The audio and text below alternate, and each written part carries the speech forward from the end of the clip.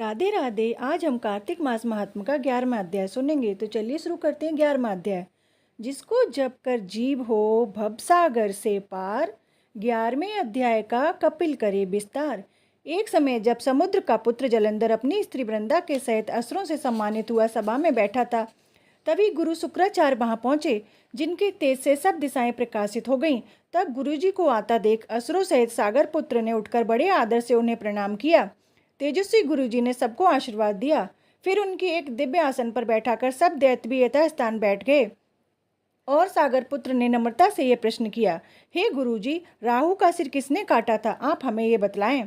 इस पर श्री शुक्राचार्य जी ने विरोचन पुत्र हिरण्यकश्यप और उसके धर्मात्मा पौत्र का परिचय देकर देवताओं और असुरों द्वारा समुद्र मंथन की संक्षेप में सब कथा कहकर बतलाई कि जब समुद्र से अमृत निकला तो उस समय देव रूप बनाकर राहु भी पीने बैठ गया। इस पर इंद्र के पक्षातापी भगवान विष्णु ने राहु का सिर काट डाला। ये सुनने के साथ ही जलंधर के नेत्र लाल हो गए। उसने बड़ा क्रोध किया। फिर अपने धस्मर नामक दूत को बुलाकर गुरु को कहा, सब वृतांत सुनाया और आज्ञा दी कि तुम शीघ्र ही इंद्रपुरी में जाकर इंद्र को मेरी शरण में ले आओ। धस्मर जलंधर का बड़ा निपुण दूत था। वह शीघ्र ही इंद्र की सुधर्मा नामक सभा में जा पहुंचा और उसने जलंधर के शब्दों में इंद्र से कहा, हे देवता धम, तुमने समुद्र को क्यों मथा और मेरे पिता के सब रत्नों को क्यों ले लिया? ऐसा कहकर तुमने अच्छा नहीं किया।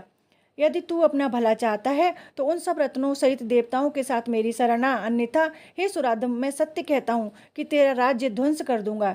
इंद्र यह सुनकर बहुत विस्मित हुआ और कहने लगा, पहले सागर ने मेरे भय से सब पर्वतों को अपनी कुक्षी में क्यों स्थान दिया और मेरे शत्रु दैत्यों की क्यों रक्षा की? इसी कारण से मैंने उनके सब रत्न हरण किए हैं। मैं सत्य कहता हूँ, मेरा द्रोही सुखी नहीं रह सकता।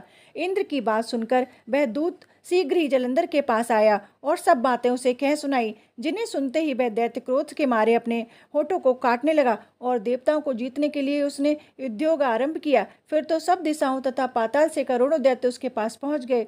शुंभ निशुंभ सेनापतियों के साथ लेकर जलंधर इंद्र से युद्ध करने लगा। शीघ्र ही उसने इंद्र के नंद वन में अपनी विशाल सेना उतार दी। वीरों की शंख ध्वनि और घोर गर्जन से इंद्रपुरी गूंज उठी। अमरावती छोड़ देवता उनसे युद्ध करने चले। भयानक मार काट हुई। दोनों पक्षों के आचार्य अपने अपने मृतकों को जलाने लगे।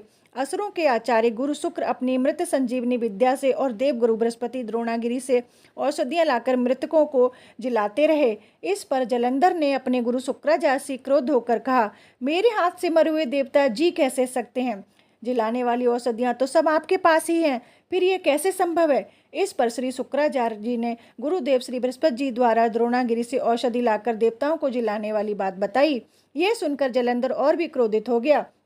श्री शुक्राचार्य जी ने कहा, क्रुद्ध क्यों होते हो? यदि शक्ति है तो द्रोणागिरी पर्वत को उखाड़कर समुद्र में फेंक दो, तब मेरे कथन की सत्यता प्रमाणित हो जाएगी। इस पर जलंधर क्रोधित होकर शीघ्र ही द्रोणागिरी पर्वत के पास जा पहुंचा और अपनी भुजाओं द्वारा उसे जड़ से उखाड़कर समुद्र में फेंक दिया। ये तो भगवान शंकर का तेज था, जिसमें जलंधर की कोई विचित्रता नहीं थी। तत्पश्चात वह सागर पुत्र युद्ध भूमि में आकर बड़े वेग से देवताओं का संहार करने लगा।